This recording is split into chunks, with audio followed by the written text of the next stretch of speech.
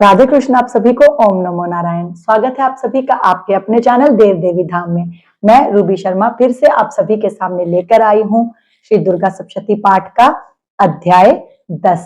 जैसा कि आप सभी जानते हैं, इससे पहले की वीडियोस में मैंने आप सभी के लिए 9 अध्याय पूर्ण कर दिए हैं। आज मैं आप सभी के सामने लेकर आई हूँ 10वां अध्याय, जिसका नाम है शुंभवध। तो चलिए शुरू करते हैं।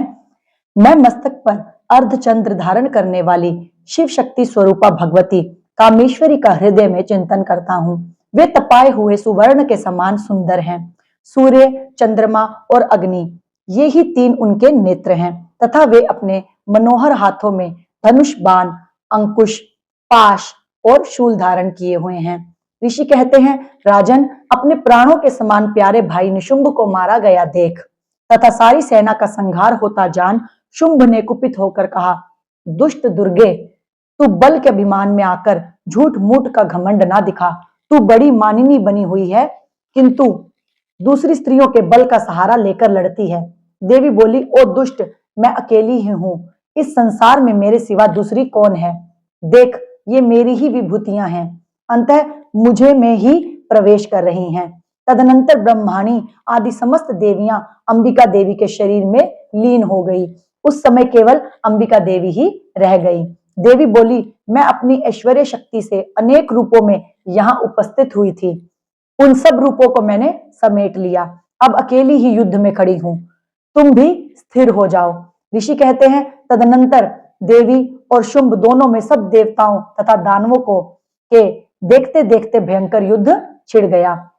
बाणों की वर्षा तथा तीखे शस्त्रों द्वारा एवं दारुण अस्त्रों के प्रहार के कारण उन दोनों का युद्ध सब लोगों के लिए बड़ा भयानक प्रतीत हुआ। उस समय अंबिका देवी ने जो सैकड़ों दिव्य अस्त्र छोड़े, उन्हें दैत्यराज शुंभ ने उनके निवारक अस्त्रों द्वारा काट डाला। इसी प्रकार शुंभ ने भी जो दिव्य अस्त्र चलाए, उन्हें परमेश्वरी ने भयंकर हुंकार शब्द के उच्चारण आदि द्वारा खिलवाड़ में ही नष्ट कर डाला। तब उस असुर ने सैकड़ों बाणों से देवी को आच्छादित कर दिया। यह देख क्रोध में भरी हुई उन देवी ने भी बाण मारकर उसका धनुष काट डाला। धनुष कट जाने पर फिर दैत्यराज ने शक्ति हाथ में ली, किंतु देवी ने चक्र से उसके हाथ की शक्तियों को भी काट गिराया। तत्पश्चात दैत्यों के स्वामी शुंभ ने 100 चांद वाली चमकती हुई ढाल और तलवार हाथ में ले उस समय देवी पर धावा किया। उसके आते ही चंडिका ने अपने धनुष से छोड़े हुए तीखे बाणों द्वारा उसकी सूर्य किरणों के समान उज्जवल ढाल और तलवार को तुरंत काट दिया। फिर उस दैत्य के घोड़े और सारथी मारे गए। धनुष तो पहले ही कट चुका था, अब उसने अंबिका को मारने के लिए उद्यत हो भयंकर मुदगर हाथ में लिया। उसे आते देख देवी ने अपने तीक्ष्ण बाणों से उसका मुदगर भी काट डाला। इस पर भी वह असुर मुक्का तानकर बड़े वेग से देवी की ओर झपटा। उस दैत्यराज ने देवी की छाती में मुक्का मारा। तब उन देवी ने भी उसकी छाती में एक चांटा जड़ दिया। देवी का थप्पड़ खाकर दैत्यराज शुंभ पृथ्वी पर गिर पड़ा, किंतु पुनः सहसा पूर्ववत उठकर खड़ा हो गया।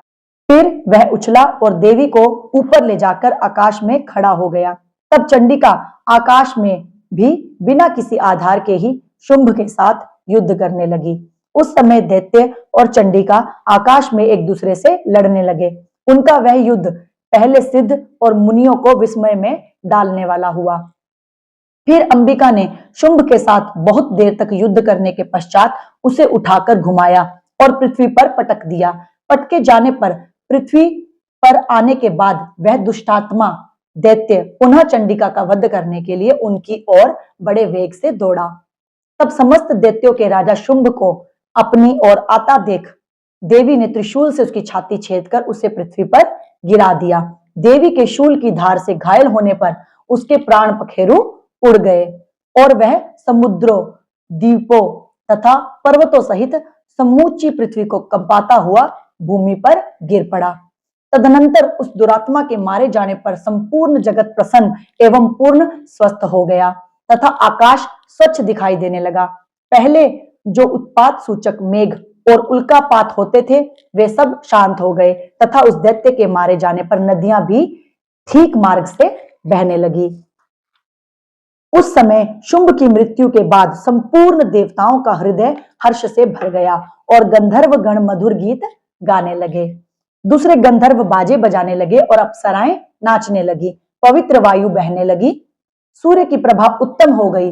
अग्निशाला की बुझी हुई आग अपने आप प्रज्वलित हो उठी तथा संपूर्ण दिशाओं के भयंकर शब्द शांत हो गए। इस प्रकार श्री मार्कंडेय पुराण में सावर्णिक मनवंतर की कथा के अंतर्गत देवी महात्म्य में शुंभ वध नामक 10वां अध्याय पूर्ण हुआ।